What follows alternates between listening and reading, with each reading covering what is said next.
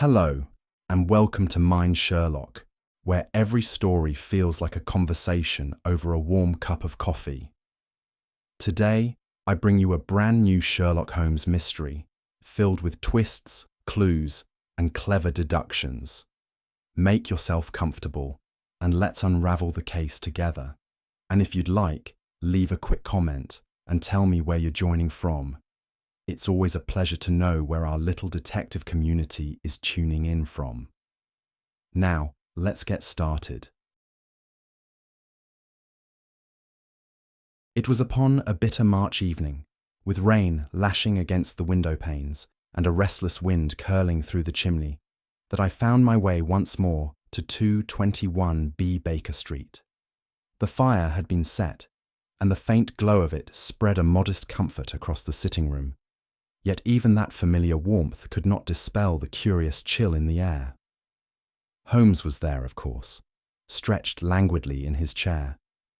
But the sharpness of his usual focus had dulled into something I could only describe as preoccupied silence. His brow, ever a canvas for passing thought, was furrowed in an unfamiliar way, and his fingertips drummed an irregular pattern against the armrest. The weather was wretched, and yet it seemed the tempest within his mind far outmatched the storm raging beyond the window. I had seen Holmes in many states, but this silence disturbed me most of all. I noticed it at once: the envelope. Its pale presence stood out upon the dark mantelpiece, as though placed there deliberately for contemplation. It had not been opened, a fact which startled me more than the envelope itself, for Holmes's curiosity was rarely restrained.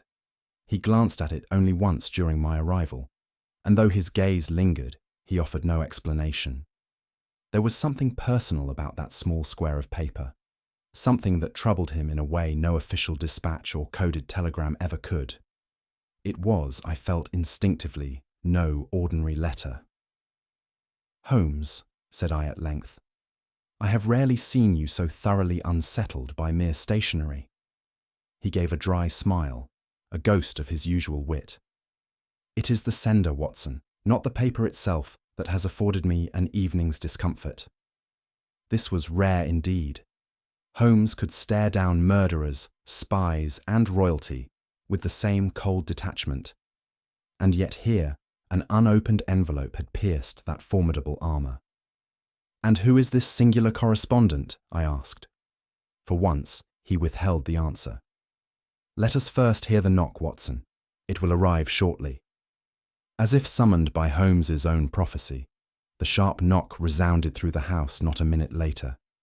It was deliberate, yet hesitant, the knock of someone uncertain whether they should be standing at this very door. Holmes rose without a word, his long fingers steepled before him, his entire posture transformed from languor to readiness. I followed close behind, feeling once again that inexplicable tension which only came when the truly extraordinary cases first began. The storm outside howled louder as Mrs. Hudson's footsteps echoed from below, her voice barely audible over the relentless drumming rain. The door opened to reveal a figure who, even in her momentary silhouette, spoke of wealth and ruin in equal measure. Her velvet cloak, damp from the rain, clung to her trembling form, and her gloved hands gripped each other with desperate force. She stepped into the room, removing her heavy veil, and though her face was one neither of us could forget, it was Holmes who paled visibly, a reaction so rare that I doubted my own eyes. The woman, who carried with her the air of both scandal and tragedy, barely spared me a glance. Her gaze fell directly, almost accusingly, upon Holmes. "I have nowhere else to turn," she whispered. Holmes said nothing. His features had settled into that familiar mask of cold precision, but I, who knew him best, could see the faint tremor in his clasped hands. This was no ordinary client. For a long moment the woman stood before us, shrouded in dripping velvet, her breath shallow, her hands trembling slightly at her sides. Then, with an almost imperceptible hesitation, she reached up and removed her veil. Holmes, ever impassive, did not stir, but I saw it. The barest flicker in his grey eyes, gone as quickly as it had come. I turned to our guest, scrutinizing her features, but recognition eluded me. She was perhaps 30, handsome rather than beautiful, though there was something in her expression, an aristocratic sharpness, tempered by distress. "My name," she said, her voice composed but hollow, "is Lady Helena Marbury." At this, Holmes's fingers, which had been pressed together in contemplation, separated slightly. It was no more than a minor movement, but to one who had observed him for years, it was an admission of significance. This case, it seemed, had already drawn his genuine interest.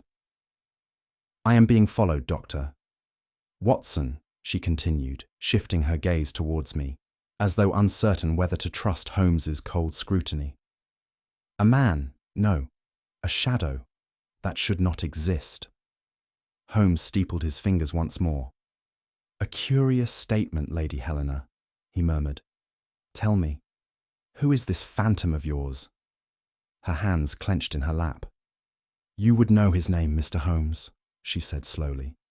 "For you once pursued him, just as he now pursues me." Even I felt the sudden tightening of the atmosphere in the room.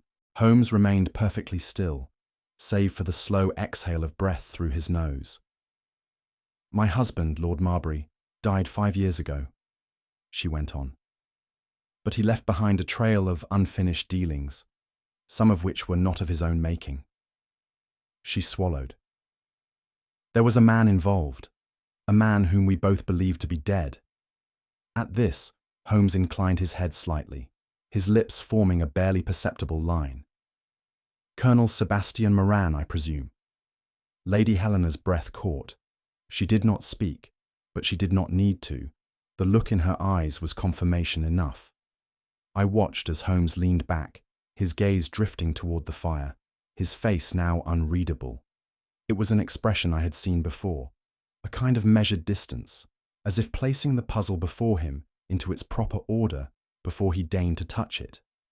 "I have heard whispers," he said at last, "of certain unresolved matters concerning Lord Marbury's financial dealings, but that alone would hardly explain why a presumed dead assassin now troubles you." Lady Helena's hands twisted in her lap. "There is more," she admitted, "but I cannot speak of it. Not yet." Holmes's eyes flashed. "Yet?" he echoed. "That suggests a condition. What must occur before your tongue is loosened, Lady Helena?" She swallowed, then looked away. "Only when I know that I am not alone in this, Mr. Holmes." A curious answer, and one that, for the first time in years, I saw Holmes fail to predict. For a long moment, Holmes studied her in silence. Then, as if some hidden switch had been thrown, he moved swiftly forward, his gaze sweeping her from head to toe in that unsettling, analytical manner of his. "You came from Vienna," he said at last, with the calm certainty of a man stating the time of day.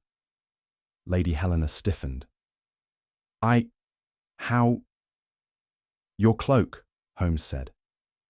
"It is velvet of Austrian weave, common among women of your station in Vienna's inner circles. The dampness of the hem suggests prolonged exposure to rain, but the boots, not your own, I assume, are of a cheaper make, bought in haste." Her fingers twitched unconsciously. Holmes's eyes darted to them. "Ah, and you are left-handed, though you strive to conceal it. The ink stains beneath your glove betray the habit." His gaze darkened slightly. "And yet, no wedding ring. But you still touch the finger as though the weight of it lingers." Lady Helena's face had paled. "You see too much," she whispered. "Perhaps," Holmes murmured, "but I find it is often the invisible details which tell the loudest truths." I let out an involuntary breath, astonished as always by Holmes's uncanny ability to strip a person bare with mere observation. But instead of his usual subtle self-satisfaction, there was something off about him. Holmes's fingers twitched against the armrest. "And yet," he murmured, almost to himself, "there is something missing in all of this." "Missing?" I repeated. His gaze did not leave Lady Helena. "Yes, the one piece that eludes even me." It was a rare admission from him, and one that did not sit comfortably in the room. He was searching, hunting for something unspoken, and for once it seemed that he did not immediately find it. Lady Helena exhaled slowly. "Then you will help me?" Holmes did not answer at once, and when he did, it was not with his usual unwavering certainty. "We shall see, Lady Helena," he said. "We shall see." Holmes, for all his mastery over emotionless detachment, could not entirely mask the change in his demeanour when she spoke again. "There is one other name, Mr. Holmes," Lady Helena murmured. "A name I dare not speak aloud, save in this room." She hesitated, then said it. I did not recognize the name, but Holmes did. His entire body stilled, as though someone had physically struck him. He did not flinch, nor did he startle, but I felt the shift in the air around him. For a moment, silence reigned. Then, with an almost painful slowness, Holmes stood. He turned toward the window, his hands clasped behind his back. "That," he said softly, "is a name I have not heard in many years." I had seen Holmes in battle with criminals, with royalty, even with Moriarty himself, but I had never seen him troubled quite like this. Lady Helena rose, pulling her damp cloak tighter around her shoulders. "I shall await your decision, Mr. Holmes," she said.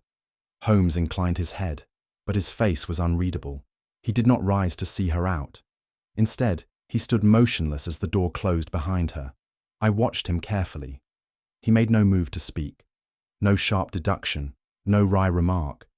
And then, something even stranger occurred. Holmes reached absently for the cigarette case upon the table. He flicked it open, selected a cigarette, and brought it between his fingers. But instead of striking a match, he hesitated. And then, he set it down, unlit. For as long as I had known Sherlock Holmes, he had only ever left a cigarette unlit when something deeply unsettled him. I did not know what haunted him now, but for the first time, I began to suspect that this case was unlike any other. We set to work without delay. Holmes instructed me to wire Mycroft for any intelligence concerning Lady Helena's movements in Vienna, while Holmes himself withdrew to consult his private files, those grim scrapbooks of scandal and intrigue which he maintained with unsettling precision. It required no great leap to discern that Lady Helena had fled Vienna in considerable haste. Her name surfaced in the registers of two modest hotels, both booked under aliases too flimsy to withstand Holmes's trained eye. There had been no formal farewell, no appearance at any embassy function, and yet, curiously, her name appeared alongside a certain gentleman in the guest book of a private club frequented by those who trade in information rather than wealth. Holmes allowed himself a thin smile. "The scent grows richer, Watson," he said. "Wherever Lady Helena travels, secrets breed." As we pieced together her flight, it became apparent that her journey had been shadowed. A second name followed hers through customs, a man travelling under papers nearly a decade out of date, though the handwriting on his declarations bore a certain military precision that caught Holmes's eye at once. "The game," Holmes said softly, "has already begun." It was early the next morning when Mrs. Hudson brought up a parcel, wrapped in plain brown paper, and addressed, curiously, not to Lady Helena herself, but to her late husband. Such an item, forwarded from her former residence, had only reached her London solicitor by accident, and it was this fortunate error that placed it, unopened, upon our breakfast table. Holmes cut the twine with a surgical blade and withdrew the single-folded sheet within. For a moment, his brow lifted. Then his expression hardened into one of almost clinical detachment. "Observe, Watson," he said, handing me the letter. "The writer speaks with the familiarity of the damned." The hand was angular, military, and precise, signed with the name Sebastian Moran. "Your sins have found you out," it read, "and so has the one you betrayed. Tell your wife she need not run. I shall find her, as surely as night follows day." It was dated 3 weeks prior, posted from a dockyard tavern in Portsmouth. Holmes set down his teacup, his fingers drumming twice on the table's edge, his surest sign that some long-buried memory had stirred. The morning brought yet another peculiar clue, this time from Holmes's habitual scouring of the daily press. Among the more mundane notices, Holmes's eye settled upon a series of personal advertisements, each more cryptic than the last. "Observe the progression," he said, tapping the page. They began as vague inquiries, lost acquaintances, misdirected parcels, but with each passing day, the language tightens. The most recent entry read, "Marigold blooms where shadow fell. Reply by usual method. 3 days." Holmes's thin smile returned. "It is the work of a desperate man, Watson," said he. "A man throwing stones into the dark, hoping for an echo." "You know its author?" I asked. Holmes nodded. "The hand belongs to Moran, though the true intended reader is not Lady Helena at all." "Then who?" Holmes folded the paper neatly and placed it aside. "Me." For all his detachment, I could see that this case had already reached beneath his skin. The puzzle was no longer a mere intellectual exercise. It had become personal. We returned to Baker Street just past midday, the fog curling low over the Thames, and Holmes, for once, offered me a fragment of unguarded confession. "There was a case, Watson, one I never allowed you to chronicle." He paused. "It concerned state secrets, a missing diplomatic cipher, and a woman who played both sides to her own advantage." "And Lady Helena?" "She was no mere widow, Watson. In Vienna, she served as an unwitting pawn in a broader game, though some pawns know far more than they admit." I could not miss the faint bitterness in his voice, a rare admission of fallibility. "She deceived you?" I asked. "Let us say," Holmes said quietly, "that I allowed myself to be deceived." It was clear that this case was no longer theoretical. It belonged to those handful of ghosts Holmes carried in his inner vault, the unsolved riddles that left their scars. "Moran has returned," he continued, "not from the grave, but from that wretched borderland where men vanish when they are too valuable to kill and too dangerous to keep free." The past, it seemed, had come to collect its debt.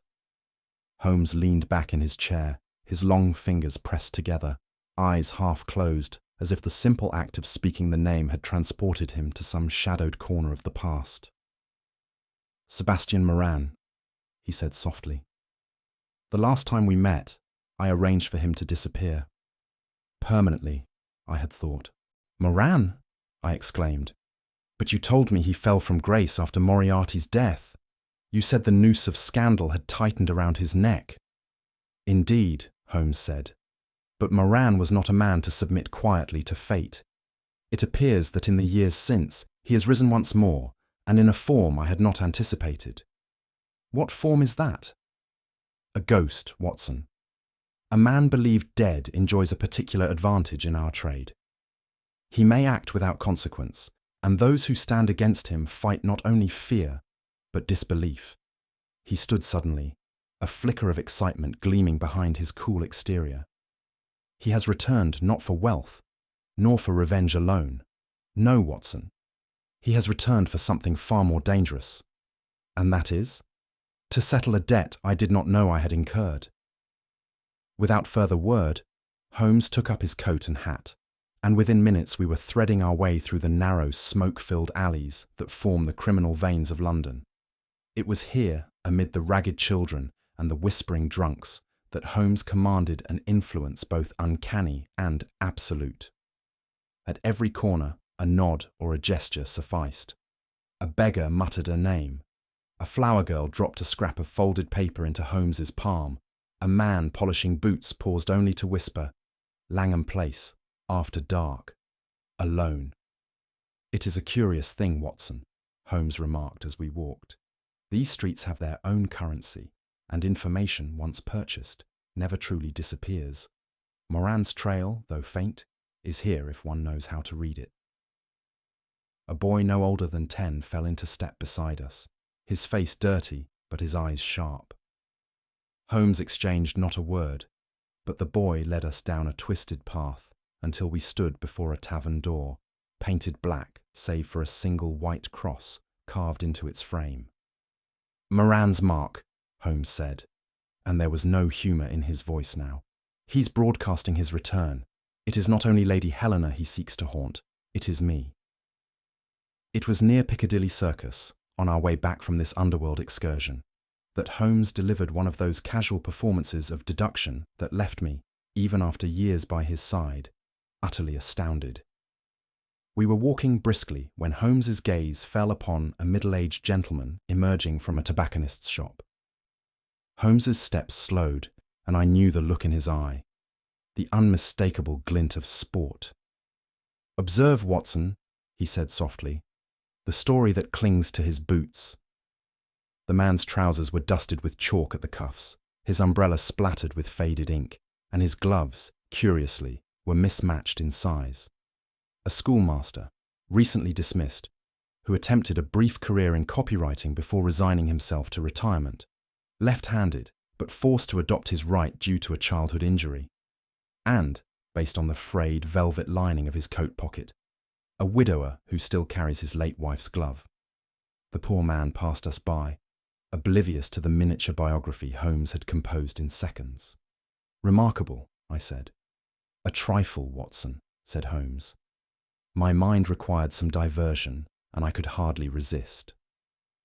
Yet even as he spoke, I could see his thoughts had already drifted back to Moran's shadow. As we climbed the stairs to Baker Street, Holmes spoke, not to me, but to the air before him, as if addressing a spectre only he could see. "There was a case, Watson," he said softly. "A case I never told you." "What case?" "One that ended unfinished." And that was all he said. There was no flourish, no grand revelation, only that single unsettling admission. It was unlike him to leave a sentence incomplete, and yet, this time, he offered no more. I knew better than to press further. Some ghosts, I had learned, prefer silence. Holmes stood at the window, the fog curling past the glass, his hands clasped behind his back in that familiar posture of reflective detachment. Yet there was a weight to his silence that I could not ignore, a tension that lived not in his limbs, but in memory itself. "Watson," he said at length, without turning, "there are matters even between us which I have never disclosed." This, from Holmes, was no small admission. "You mean this is not your first acquaintance with Lady Helena?" I ventured. "Not only that," he said softly, "but she is the only client who ever succeeded in deceiving me." I confess I was stunned into silence. Holmes, for all his genius, had never claimed infallibility. But to hear him admit such a failing was unprecedented.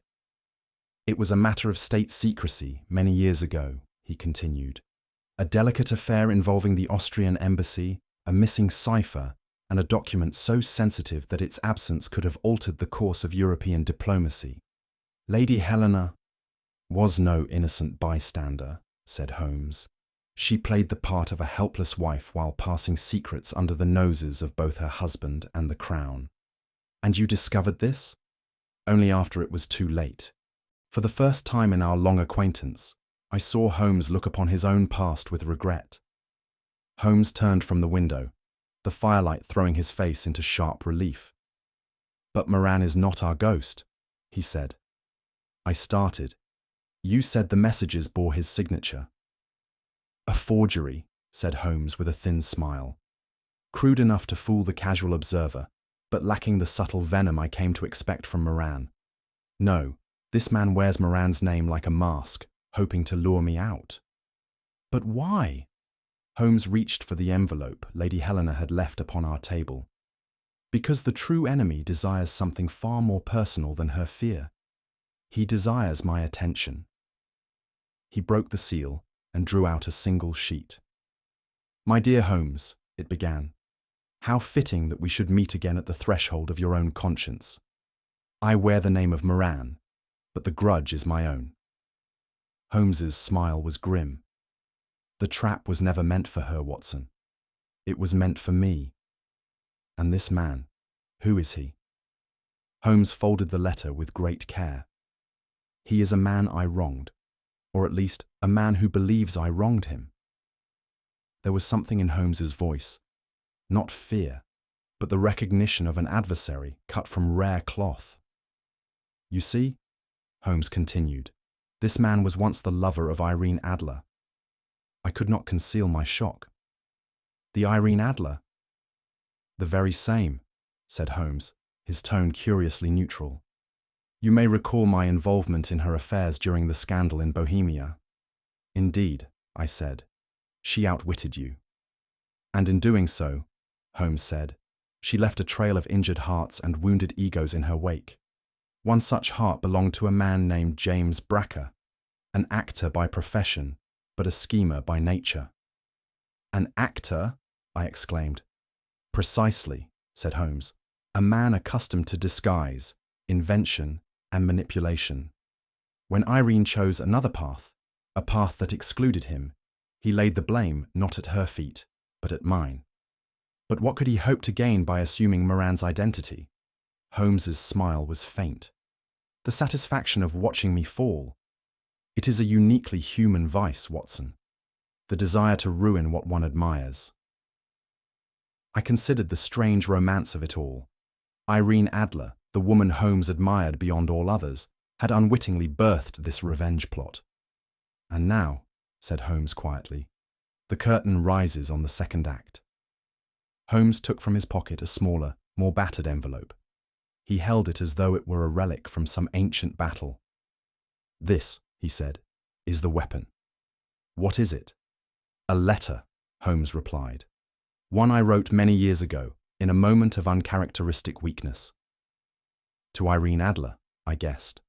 Correct, said Holmes. A letter I presumed had been destroyed, one in which I confessed my failure in Bohemia and acknowledged her superior wit. You admitted defeat. Not in so many words, Holmes said with a faint smile, but I spoke more candidly than I should have. And Bracker holds this letter. He does, Holmes confirmed. He has offered Lady Helena a choice, her safety in exchange for her betrayal of me.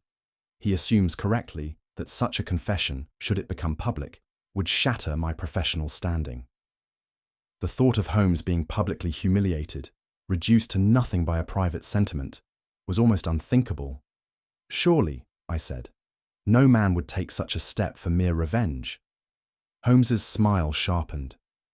You underestimate the power of resentment, Watson. For some men, a wounded heart is far more dangerous than a loaded pistol. With that, he tossed the letter into the fire, watching in silence as the flames consumed it. This game, he said, has become personal.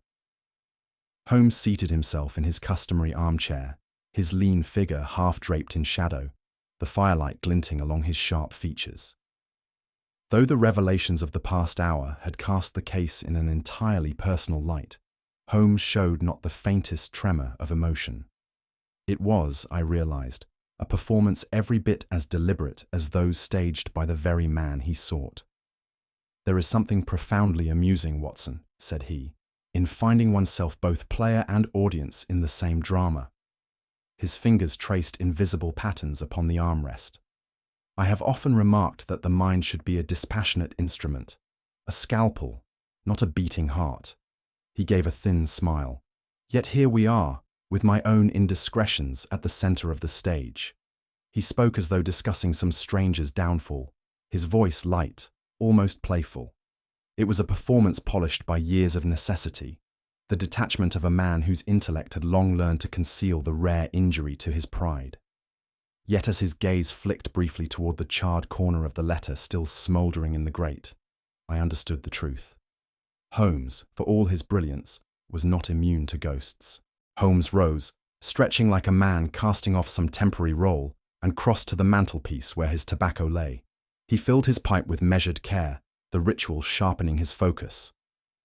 We shall give our Mr. Bracker exactly what he desires, he said at last. Attention! I watched him draw up a list, a curious assortment of names ranging from discreet tailors to members of the Langham Hotel staff. A masquerade, he explained, is the only fitting theatre for a man of Bracker's disposition. He thrives in disguise, so we shall set him among masks and shadows, where his own vanities will betray him. Lady Helena, too, would attend. Her fear would be genuine, her desperation unfeigned, and Bracker, believing himself fully in command, would walk directly into the noose Holmes had prepared. "But the letter?" I asked. "If he carries it?" "He will," said Holmes. "And when he does, he will find that the hand that snatches it back belongs not to Lady Helena, but to the very man whose reputation it threatens. And if he destroys it before you can act, then I have misjudged him," said Holmes, his tone light, but his eyes like flint. "And if that is so, Watson, we may find ourselves playing a final hand, one for which even I have no rehearsed script." It was not bravado. Holmes understood that this case, unlike any before it, was built upon the fault line of his own fallibility, and that, I suspected, was why he smiled. For Holmes, the greatest thrill had always lain in the perilous edge of uncertainty. Later that night, as the gaslights flickered low and the hush of Baker Street settled around us, Holmes spoke again, not to me, but into the quiet, as though addressing the very house itself. "There are few cases, Watson, which I would not commit to your diligent pen," he said. "This, however, may well be the exception." "You fear exposure?" I asked. "No," said Holmes. "I fear resolution." He stood at the window, his profile stark against the glass. "There are two possible endings to this little drama. In one, I reclaim the letter, unmask Bracker, and retire to my violin with a clear conscience." His smile was dry. "In the other, the letter vanishes into some darker hand, the scandal spreads, and the legacy of Sherlock Holmes becomes one of weakness, not strength." I could not bear the thought. "Surely, Holmes, your reputation could withstand—" "Could it?" he cut in softly. "The great detective, the unassailable reasoner, undone by a personal letter written to a woman who once outwitted him." He shook his head. "There is no crime in sentiment, Watson, but sentiment in a man like me is an unforgivable lapse." I knew then that this case had cut Holmes in a way no bullet or blade ever could. For all his genius, for all his brilliance, this was no mere puzzle to be solved. It was a reckoning with his own limits, his own past, and with the ghosts who never truly leave us. 2 days later, a lavishly embossed card arrived at Baker Street, bearing the crest of the Langham Hotel and the florid handwriting of Lady Helena Marbury. It was, of course, a forgery, drafted by Holmes himself, with that meticulous hand, which could mimic the script of half the nobility of Europe if required. "Masquerades," said Holmes, with a trace of dry amusement, "are the last refuge of the desperate and the first stage for the cunning."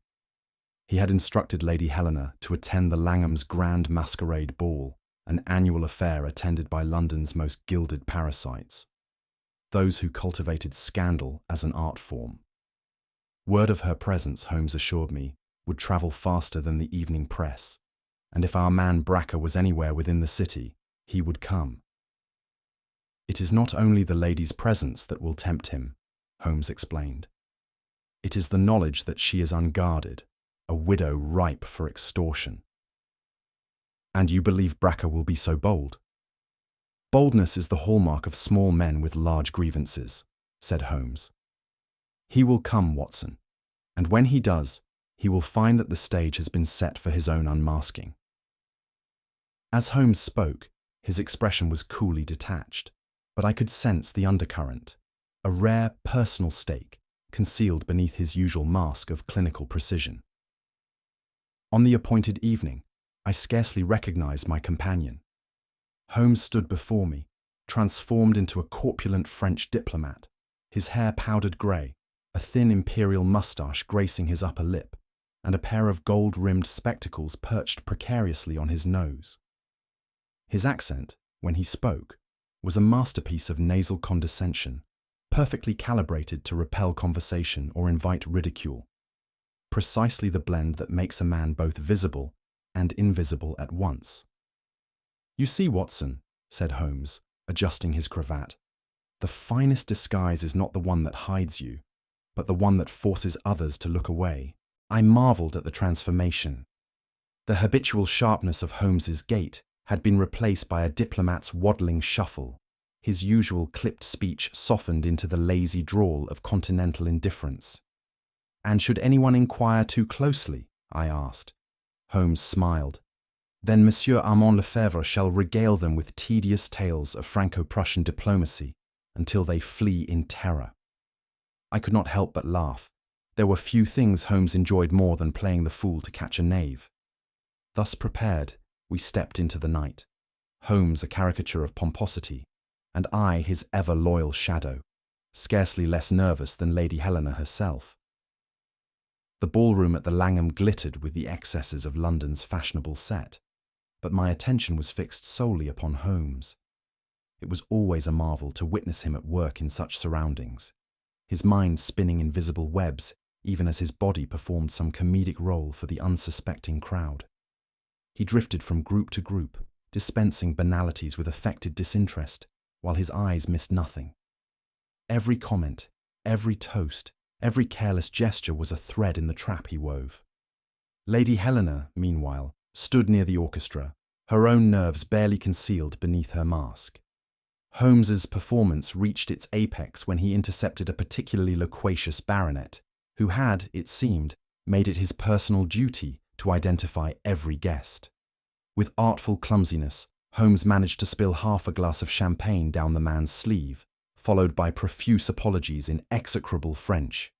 "Parbleu! Mille pardons, monsieur!" Holmes cried, his accent now exaggerated to farcical levels. Yet, in the confusion, I saw Holmes's fingers dip briefly into the baronet's waistcoat pocket, before withdrawing a single folded scrap of paper. When Holmes returned to my side, he unfolded the paper and glanced at it with the barest flicker of triumph. It was a message intended for Lady Helena, instructing her to meet her pursuer in the east corridor at the stroke of midnight. "Bracker," Holmes murmured. A man of limited imagination after all. He crumpled the note, and with a flick of his wrist, sent it into the nearest candle flame. It was precisely at midnight that James Bracker stepped from the shadows. I had never seen him before, but the greasy confidence of his bearing, coupled with the peculiar flare of his nostrils, like a man perpetually sniffing for scandal, left me in no doubt as to his identity. He approached Lady Helena with the air of a theatre villain who had rehearsed this scene 100 times. "My lady," he began, "we have unfinished business." She recoiled, her composure faltering, but Holmes, still in his French diplomat's skin, intervened with a grandly officious cough. "Madame," Holmes exclaimed, seizing Lady Helena's arm, "vous avez promis une danse." Bracker scowled, stepping forward to protest, only for Holmes to drop the accent entirely. "You are a fool, Bracker," he said, his voice now cold and sharp as steel. "And worse, you are a predictable fool." Bracker froze, his face draining of colour as recognition dawned. "You—" "Indeed," said Holmes, plucking the man's lapel with the same clinical precision with which he might dissect a crime scene. "You have something that belongs to me." Bracker's fingers darted toward his breast pocket, but Holmes was faster. With a motion too swift for the eye, he extracted a second letter, this one sealed with a wax impression I knew all too well, the Adler crest. Bracker gave a choked laugh. "You wouldn't dare expose that." Holmes's smile was glacial. "There is nothing left to expose. You have already lost the game." With that, he turned to me.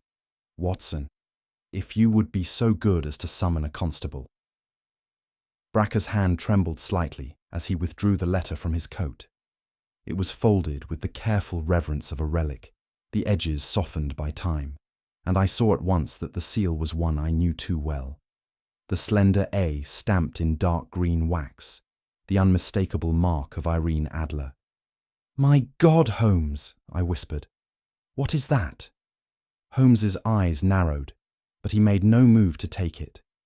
Bracker's smile was thin and cruel, the smile of a man who has rehearsed this moment in his mind countless times. "Do you know what this is, Doctor?" he asked. "It is the one thing your friend cannot deduce his way out of." He unfolded the letter, and though Holmes stood motionless, I saw the faintest flicker in his expression, something very near pain. The writing was Holmes's own, unmistakable in its precision. It was no cold report or analytical summary, but a personal confession, written long ago to Irene Adler herself, an admission not only of Holmes's failure in Bohemia, but of his genuine admiration for the woman who had bested him. "I wondered how a man like you could bear to lose," Bracker sneered. "Now I see, you couldn't. You clung to her even after defeat, like a schoolboy writing his first foolish love letter." Watson's fury rose within me, but Holmes raised a hand, silencing my protest before it could form. "There is no need for theatrics, Bracker," said Holmes softly. "You have your moment, but you have also made a fatal miscalculation." The letter hung between them, fragile as spider silk, and yet I knew it held the power to unravel everything Holmes had built. I had often wondered, in our long years together, whether there existed any chink in Sherlock Holmes's formidable armour, any point at which the cold machinery of his reason could be unseated by human sentiment. That night, I received my answer. Holmes took the letter from Bracker's outstretched hand, and for the briefest moment, the great detective stood utterly still, as though the paper itself carried some unbearable weight. His fingers brushed the delicate edge, and I, who knew him better than any man alive, saw a flicker of something I had never thought to see. Doubt. "It is remarkable," Holmes said quietly, "how a single sheet of paper can carry an entire history." His voice was calm, but it was the calm of a man standing upon a ledge, gazing into some private abyss. The words within that letter, words meant for Irene Adler's eyes alone, had been crafted by Holmes not in his usual cold detachment, but in a moment of rare, unguarded honesty. "You knew," Holmes said to Bracker, "that no weapon could wound me more deeply than my own words." Bracker's smile widened. "You understand me, Holmes. That's what makes this so exquisite." Yet even as Holmes stood exposed, there was something steely in his poise, a resolve that told me, even in vulnerability, Sherlock Holmes was never truly defeated. I knew then that the letter was not merely a record of failure, but something infinitely more dangerous. A glimpse into the heart of the man I thought heartless. Holmes turned the letter slowly in his hands, his gaze drifting to the candle beside us. "There is a price for such a treasure, is there not?" he said. Bracker's grin faltered. "There is always a price," he said. "You know what I want." Holmes nodded. "You want my public ruin, my reputation laid bare beside this foolish relic." His voice was quiet, almost reflective. "But you are a practical man, Bracker. I suspect you would settle for something rather more tangible." For the first time, Holmes looked to Lady Helena, who had stood frozen in horror throughout the exchange. "Lady Helena," said Holmes, "once entrusted me with a secret that could have destroyed her and her husband's name." Bracker's eyes narrowed. "Go on," Holmes continued, his voice flat and clinical. "To protect that secret, I committed a small crime, a forgery of a diplomatic letter, which ensured that Lady Helena's indiscretions would never reach Vienna." "You broke the law?" I exclaimed. "A trifling matter," Holmes said, "but enough, I think, to satisfy Bracker's sense of poetic justice." He extended the letter back to Bracker. "Take it, publish it if you like, but leave Lady Helena out of your game." For a moment, Bracker hesitated. Holmes had offered him a weapon, but also a way out, a way to wound Holmes without ruining him entirely. Holmes's voice lowered. "Or we can both fall, and you may decide which of us lands harder." Bracker's fingers twitched. "Damn you," he muttered. "You always have the final move." Holmes's smile was thin. "It is the habit of a lifetime." With a reluctant sigh, Bracker placed the letter back into Holmes's hand. Holmes held it for only a moment before turning to the candle upon the table. Without ceremony or hesitation, he fed the letter to the flame. The wax seal curled and split, the ink blackening into nothingness, until Holmes's most personal confession was reduced to ash. Sentiment, Holmes said, as though addressing no one in particular, is a curious indulgence. It tempts even the most rational mind into folly. The flames died, leaving only a faint scent of burning paper. Holmes dusted his hands lightly, as though the matter were of no further consequence. Bracker stood in silence, his expression somewhere between defeat and relief. Holmes's bargain had spared both their reputations, though neither man could truly call himself the victor.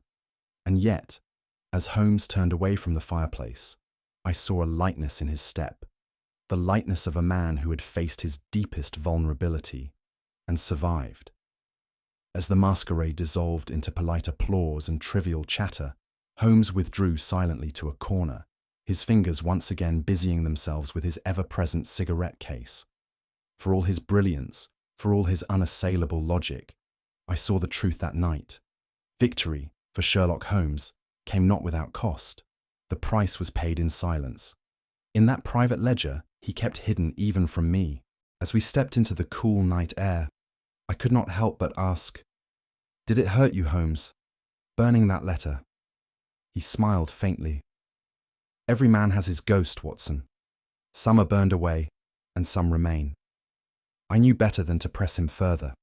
The case had closed, but a question remained. Not of crime or consequence, but of the heart Holmes so rarely admitted to possessing. The carriage rumbled off into the fog, and Holmes lit his cigarette with the same hand that had once held a confession never meant to be read. I knew I would never write this case for publication. For some stories, like some letters, are meant to burn quietly into the night. We returned to Baker Street in silence, Holmes leaning slightly forward in the cab, his hands steepled beneath his chin, his gaze fixed somewhere in the middle distance. The familiar clutter of our sitting room had never felt so welcoming, and yet there was a weight in the air, a presence left behind by the events of the evening. Holmes took his customary place by the fire, but for once he made no move for his violin or pipe. Instead, he simply stared into the embers, the flickering glow casting long shadows across his sharp features. I waited, knowing that the explanation, the unravelling of every thread, would come in its own time. After several long moments, he spoke. "There are few occasions, Watson, when I have found myself on the wrong side of my own deductions." His voice was low, almost reflective. "Tonight was one." I began to protest, but Holmes raised a hand. "No, let me speak plainly for once. There is no disguising the fact that I have been outmaneuvered before, but never quite so personally."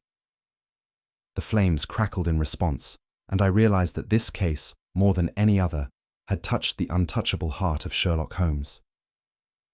"It was the veil first," said Holmes, his gaze still upon the fire, not for its presence but for how it was worn, clutched at the edges, as if it were a shield, not an ornament. That spoke of guilt, not fear of discovery, but fear of recognition. I remembered Lady Helena's trembling hands, the nervous fluttering of her fingers as she had removed her gloves. Holmes saw my recollection and nodded. "Then there was the hand itself," he continued. "A woman's hands tell more truth than her lips, Watson, and hers told a history of concealment. The ring finger, long bare, was rubbed raw at the base, a habit formed by years of twisting a wedding band in moments of stress. She was, I suspected, a widow who could not quite release the memory of her marriage. Yet it was her dress that confirmed it," Holmes added. "Travel-worn, stained at the hem, but cut from a fabric tailored in Vienna. No English widow would wear such a thing unless her grief had been imported directly from the continent. And so," Holmes concluded, "before a word was spoken, I knew Lady Helena had fled Vienna under duress, and that whatever followed her across the Channel was a ghost of her own making."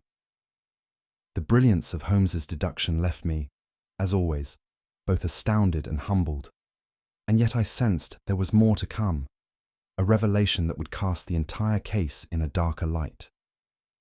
"Curiously enough," Holmes went on, "it was not Lady Helena herself who interested me most. It was the ciphers in the newspaper. They were clumsy, Watson, far too clumsy for professional blackmail. But they frightened her, I said.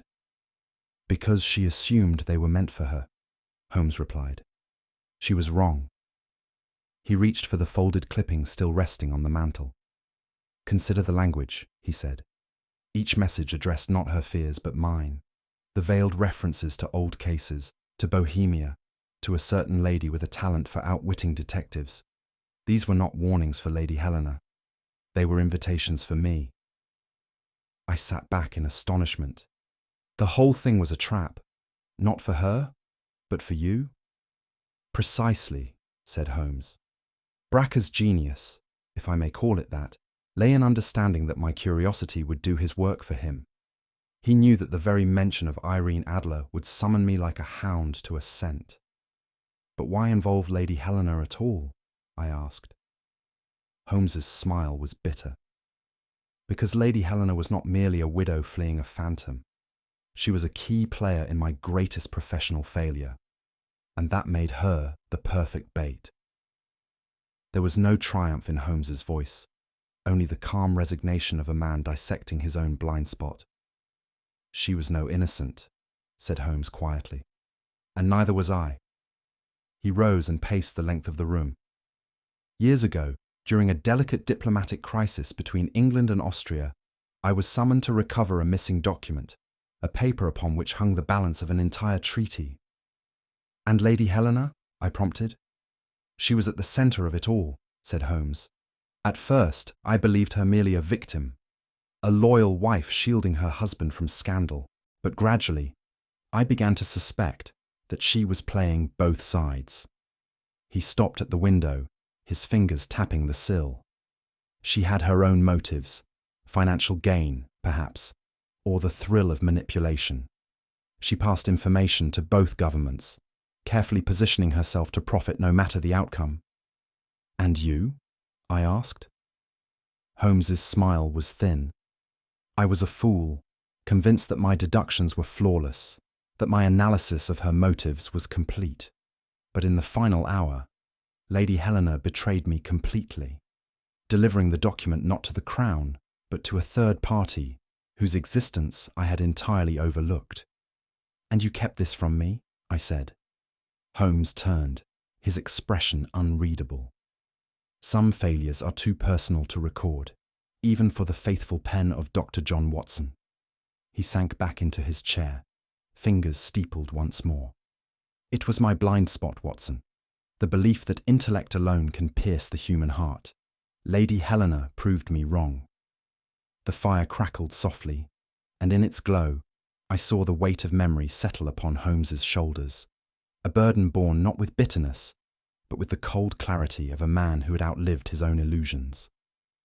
Holmes leaned back in his chair, his fingers steepled, his gaze unfocused as though he were seeing not the room before him, but the long shadows of the past. You've chronicled most of my affairs, Watson, he began, his voice quieter than usual, from the simplest stolen jewel to the darkest political intrigue. But this case, the affair of Lady Helena and the Vienna papers, you never knew it because I ensured you would not. I sat forward in astonishment. But why? Surely it was... Because it was a failure, Holmes said simply. My one unqualified, undiluted professional failure. I protested, but Holmes waved me down. Spare me your gallantry, old friend. The facts are clear. I trusted too easily. I deduced with certainty when only caution was warranted. Lady Helena's performance was a masterpiece of deception, but I was so enamoured of my own cleverness that I failed to see it until the curtain had fallen. He tapped his fingertips together, each touch a quiet drumbeat of regret. To publish such a case, to hand you that account, would have been to admit that Sherlock Holmes, self-proclaimed cold machine of reason, had been outplayed not by superior logic, but by sheer human unpredictability. His gaze met mine at last. I withheld it, Watson, not to deceive you, but because I feared you might think less of me. It was the only time, in all our years together, that Holmes had admitted to caring what I thought. Holmes took up his cigarette case, but instead of lighting one, he simply turned it over in his hands, the brass catching the glow from the hearth. "There is a flaw in my method, Watson," he said. "It has always been there, though I've spent years denying it. I built my approach upon the assumption that people behave rationally, that even the most passionate crime follows a pattern that logic can unravel." "And Lady Helena?" I asked. "Lady Helena," Holmes said softly, "was a woman of infinite contradiction. She could weep in earnest while betraying her husband, confess guilt while composing the next lie. Every deduction I made about her actions was correct, but my deductions could not account for the chaos of her heart." He shook his head slightly. "What I underestimated was emotion itself, that turbulent force which can make the most reasonable man a madman and the most delicate woman a chess master. She did not outthink me, Watson. She outfelt me." I could find no reply, for the honesty of his admission left me disarmed. Here was Holmes, the logician supreme, confessing that human weakness had been his undoing, not hers alone, but his own. "Reason is a powerful instrument," Holmes said, "but a heart unaccounted for is a variable no science can predict." It was, perhaps, the most human truth I ever heard from Sherlock Holmes. For a moment, we sat in silence, the fire crackling softly between us. Then Holmes rose, crossed to his writing desk, and retrieved the letter Bracker had so proudly brandished. I expected him to destroy it immediately, but instead he opened it, his eyes scanning the familiar lines. Words penned by his own hand, long ago, under circumstances I could scarcely imagine. "Irene Adler," he said, as if the name itself were an afterthought. "The woman who once taught me the limits of cleverness. This letter was written not in bitterness nor in admiration, but in something dangerously close to affection." The handwriting was precise, the phrasing immaculate, but the heart beneath it was unmistakable. It was not a letter of courtship, nor confession, but something far more troubling, an admission of vulnerability. "You never meant me to see this," I said quietly. "No," Holmes admitted. "But perhaps now you understand why." He folded the letter carefully, his fingers lingering upon the paper's edge. "A man may solve 1,000 puzzles, Watson, but he is always left with one riddle he cannot answer, his own heart." Without further word, Holmes stepped to the hearth and held the letter over the flames. The paper curled at the edges, darkening into fragile lace before collapsing into ash. "Sentiment," Holmes said, "is a corrosive substance, too dangerous to preserve and too precious to entirely forget." The letter was gone in seconds, leaving nothing but a thin wisp of smoke rising toward the ceiling. Holmes brushed his hands together, a gesture of finality, though the lines of his face betrayed a quieter truth. Some cases end upon arrest. Some end at trial. But a rare few, the ones that truly matter, end in fire. And so it was that Sherlock Holmes consigned his most human weakness to the flames, and with it, the last record of a confession too private for the world to read. We sat for a long time after that, saying nothing. Holmes lit his cigarette at last, the flicker of the match reflected in his faraway eyes. "There will always be such cases, Watson," he said. "The ones that remain, long after the papers are burned and the villains hanged." I knew better than to press him for details, but I understood. Some cases live not in the archives, but in the mind itself, replaying endlessly in the still hours of the night. "And Lady Helena?" I asked. "She will vanish into obscurity," Holmes said, "as all clever ghosts do." He rose, shaking off the weight with characteristic abruptness. "Come, Watson, there's a jewel theft in Kensington that promises far less philosophy and far more amusement." The case was closed, but I knew, and Holmes knew, that this was the case he would never fully leave behind. As the first pale light of dawn crept through the windows of Baker Street, I found myself seated at my writing desk, pen poised over an open journal. Rarely had I hesitated before beginning a record of our adventures, for I have always felt it my duty to preserve the exploits of my remarkable friend with the utmost fidelity.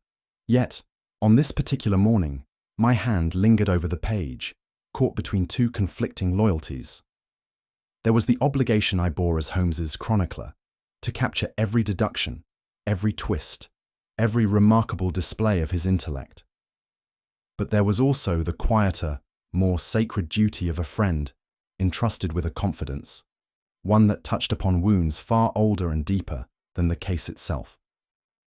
In the end, I wrote, but with the understanding that this account would remain, at least for a time, for my eyes alone. Holmes, for his part, seemed entirely unburdened by the weight of the evening's revelations. He stood at the window, gazing down upon the waking street, his expression one of quiet amusement. "There is something almost theatrical about it all, is there not, Watson?" he said, turning back toward me. "A masked ball, a lost letter, a villain undone by his own vanity, melodrama fit for the penny press." He gave a slight shrug, as though washing his hands of sentiment, and for a fleeting moment, I almost believed him. Almost. Holmes crossed the room, took up his violin, and drew the bow softly across the strings. The low, mournful note that followed seemed to hang in the air, as if it too carried the weight of memory. "Every detective, Watson," he said quietly, "must carry one ghost, one case that defied perfect logic, one face that lingers in the mind long after the facts are forgotten." He played a fragment of some Eastern European melody, unfamiliar to me, but haunting in its simplicity. "For some men, it is the unsolved crime," he continued. "For others, it is the criminal who walked free. But for me, it has always been the rare case where the heart eclipsed the mind, where reason faltered because the stakes lay too close." He set the violin aside and gave me a smile, not bitter nor regretful, but resigned to the inevitability of being human. The rustling of the morning paper drew my attention, and I scanned the familiar columns over my breakfast. Near the foot of the page, in a corner rarely read, I found a brief obituary that made me pause. "James Bracker," it read, "found dead in his lodgings of apparent self-inflicted injury." Beside him lay a single withered rose and a torn fragment of a photograph, a woman's face, half obscured. I glanced up at Holmes, who had naturally anticipated my discovery. He offered no comment, merely raising a brow in quiet confirmation. "Even the defeated leave behind their own romantic gestures," he said softly. "Some men compose sonnets, others leave roses and regrets." There was no gloating in his tone, only the cool detachment of a man who understood, perhaps too well, the tragic poetry of obsession. With a stretch and a yawn, Holmes discarded the paper and returned to his desk, his mood lightening by degrees. "Well, Watson," he said briskly, "I suppose we can now lay this ghost to rest. There will always be another case, a theft, a forgery, some ingenious conundrum to occupy the hours." He leaned back, lacing his fingers behind his head. "The game, as ever, goes on, until the final player leaves the board." I could only marvel at his ease, for I knew the game's greatest cost was rarely spoken aloud. As I closed my journal, I reflected, not for the first time, that even the most brilliant mind in London was not immune to the frailties of the human heart. Beneath the cold precision of his logic, Sherlock Holmes was, in the end, merely a man haunted by his own ghosts. Holmes leaned back in his armchair, his fingers steepled beneath his chin, gazing into the hearth where the last fragments of the burned letter had long since turned to ash. "Emotion, Watson," he said at length, "is the final variable no detective can fully account for. In this case, it was not the facts that eluded me. It was the weight of regret tied to every fact. One can deduce a secret rendezvous or a false identity, but how does one calculate the depth of a man's longing or the quiet bitterness of a woman's betrayal?" I considered this in silence. It was rare to see Holmes so openly philosophical, and rarer still to hear him concede that even his formidable methods had their limits. "It is fitting, perhaps," Holmes added, "that the only adversaries who ever gave me pause were not master criminals nor foreign spies, but women who understood the one thing I never fully grasped: the irrational, untidy nature of the human heart. He smiled faintly, but his eyes, I noted, remained fixed upon the fire. I leave you with this. What, in your opinion, was James Bracker's greatest mistake? Was it trusting Lady Helena's word, underestimating Holmes's resolve, or perhaps something more personal? His inability to let go of the memory of Irene Adler? Share your own deductions below. After all, every great detective story deserves a second opinion. If you enjoyed unraveling this mystery alongside Holmes and me, I invite you to subscribe for more untold Sherlock Holmes cases. Don't forget to share this story with fellow lovers of classic detective fiction and leave your own theory in the comments. After all, the game is always better with a few more players.